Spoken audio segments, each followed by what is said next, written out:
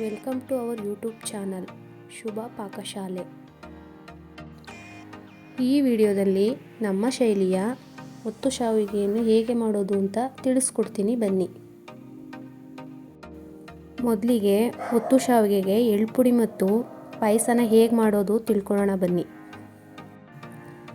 ಇವಾಗ ಎಳ್ಳುಪುಡಿ ಮಾಡೋಣ. ಒಂದು 1/4 kg ಕಪ್ಪೆಳ್ಳನ್ನ ತಗೊಂಡಿದ್ದೀನಿ. ಅದನ್ನು ಒಂದು ಬಾಣಲಿಗೆ ಹಾಕಿ ಸ್ವಲ್ಪ ಬಿಸಿ ಮಾಡ್ಕೊಳ್ಳೋಣ.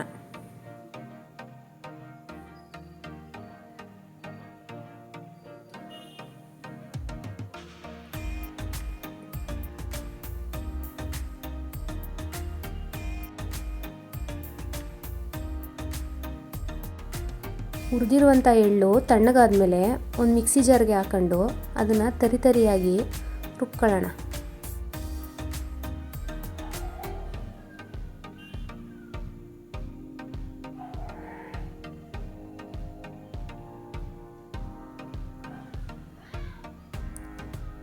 ಇಷ್ಟು ತರಿದ್ರೆ ಸಾಕು.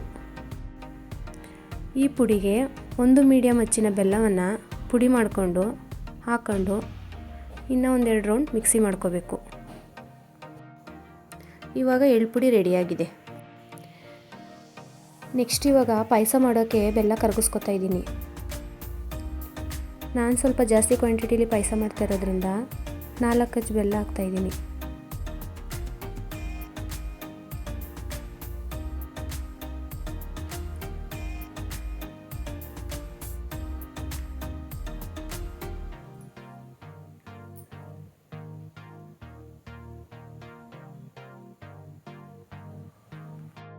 ಬೆಲ್ಲ ಕರಗುವಷ್ಟರಲ್ಲಿ ಪಾಯಸಕ್ಕೆ ರುಬ್ಕೊಳ್ಳೋಣ. ಈ ಬೌಲಲ್ಲಿ 1 ಬೌಲ್ ಅಕ್ಕಿ ತೊಗೊಂಡು ತೊಳೆದು ಅರ್ಧ ಗಂಟೆ ನೆನೆಸಿಟ್ಟಿದ್ದೀನಿ. 1 ಬೌಲ್ ಕಾಯಿ ತುರಿ, 2 ಏಲಕ್ಕಿ ತೊಗೊಂಡಿದ್ದೀನಿ. ಇದನ್ನು ಮಿಕ್ಸಿ ಜಾರ್ಗೆ ಹಾಕಿ ನುಣ್ಣಗೆ ರುಬ್ಕೊಳ್ಳೋಣ.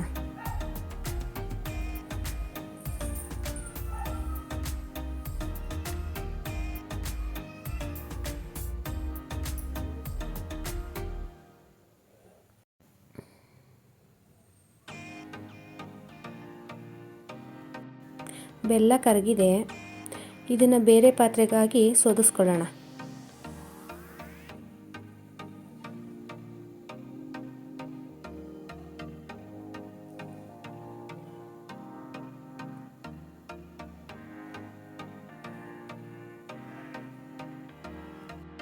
ನೆಕ್ಸ್ಟು ಬೇರೆ ಪಾತ್ರೆ ಇಟ್ಟು ಸೋಚಿರುವಂಥ ಬೆಲ್ಲದ ನೀರನ್ನು ಹಾಕೊಳ್ಳೋಣ. ರುಬ್ಬಿರುವಂಥ ಅಕ್ಕಿ ಮತ್ತು ಕಾಯಿನ ಬೆಲ್ಲದ ನೀರಿಗೆ ಮಿಕ್ಸ್ ಮಾಡೋಣ.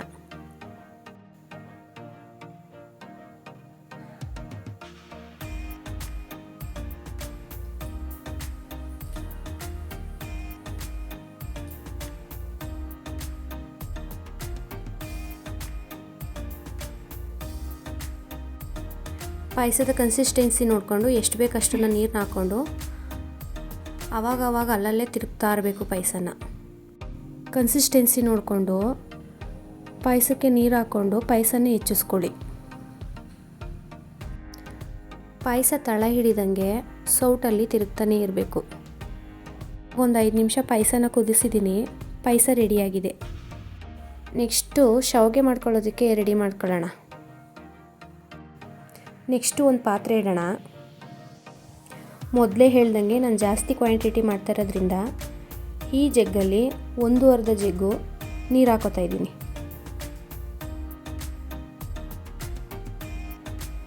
ನೀರು ಚೆನ್ನಾಗಿ ಕುದಿ ಬರಲಿ. ಒಂದು ಪ್ಲೇಟ್ ಮುಚ್ಚಿಡೋಣ. ಕುದಿ ಬಂದಿರೋಂಥ ನೀರಿಗೆ 2 ಟೀ ಸ್ಪೂನಷ್ಟು ಉಪ್ಪನ್ನ ಹಾಕೋಣ. ಉಪ್ಪು ಹಾಕೋದ್ರಿಂದ ಶಾವಿಗೆಗೆ ರುಚಿ ಹೆಚ್ಚುತ್ತೆ.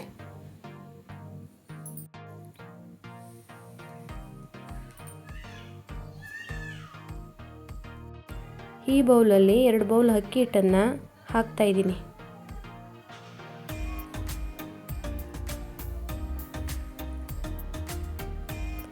ಇದನ್ನು ಹಾಗೆ ಚೆನ್ನಾಗಿ ಕುದಿಯಕ್ಕೆ ಬಿಟ್ಬಿಡಬೇಕು.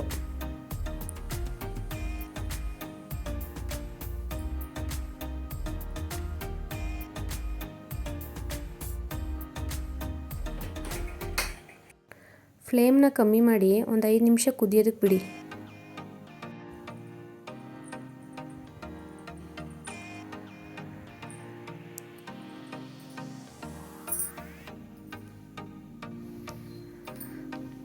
ಅದೇನಾದರೂ ಉಪ್ಪು ಬರ್ತಿದೆ ಅಂತ ಅನಿಸಿದ್ರೆ ಸ್ವಲ್ಪ ನೀರನ್ನ ಎತ್ತಿಡಿ.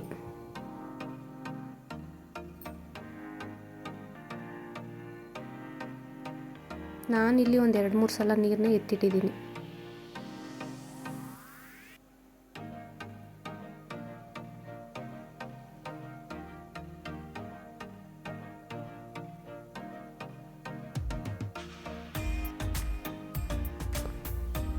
ಹಿಟ್ಟು ಇವಾಗ ಬೆಂದಿದೆ, ಇದನ್ನು ಚೆನ್ನಾಗಿ ತಿರುಗಿಸ್ಕೊಡಿ.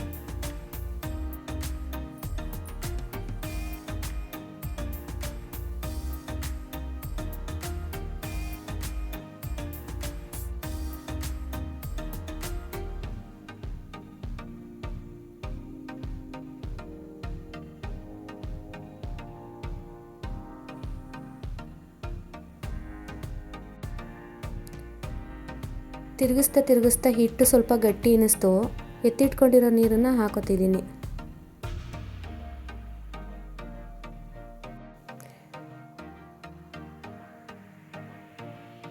ಇವಾಗ ಇದನ್ನು ಒಂದು 2 ನಿಮಿಷ ಲೋ ಫ್ಲೇಮಲ್ಲಿಟ್ಟು ಬೇಯಿಸ್ಕೊಳ್ಳೋಣ.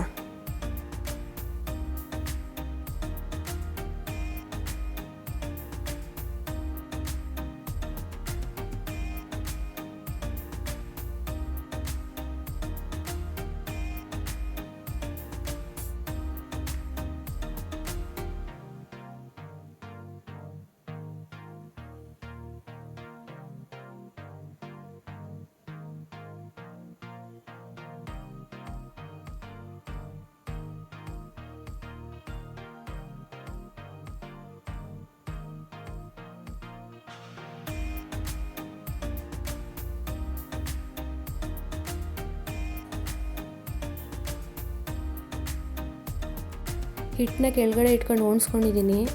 ಇದನ್ನು ಮತ್ತೆ ಬಿಸಿಗಿಡ್ತಾ ಇದ್ದೀನಿ. ಹಿಟ್ಟನ್ನ ಚೆನ್ನಾಗಿ ಬೇಯಿಸೋದ್ರಿಂದ ಶಾವಿಗೆ ಚೆನ್ನಾಗಿ ಬರುತ್ತೆ.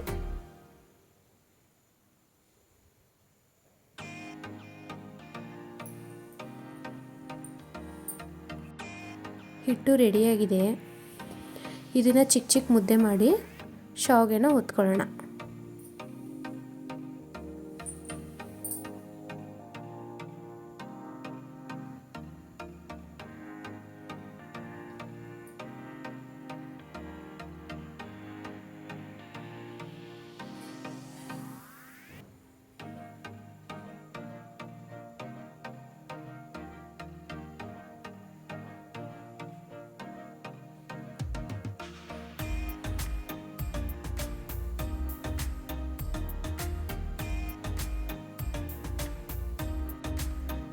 ನೋಡಿ ಹೇಗೆ ಉದುರುದ್ರಾಗಿ ಶಾವಿಗೆ ರೆಡಿ ಆಗ್ತಿದೆ.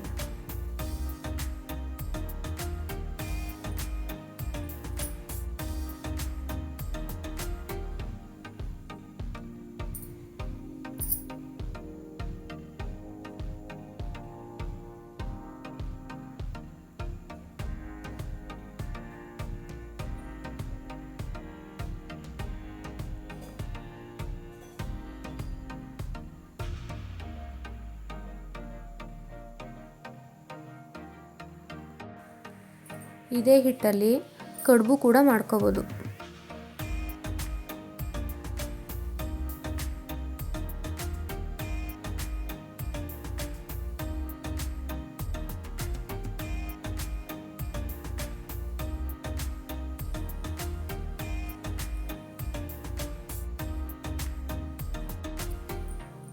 ಇವಾಗ ಒತ್ತು ಶಾವಿಗೆ ರೆಡಿಯಾಗಿದೆ.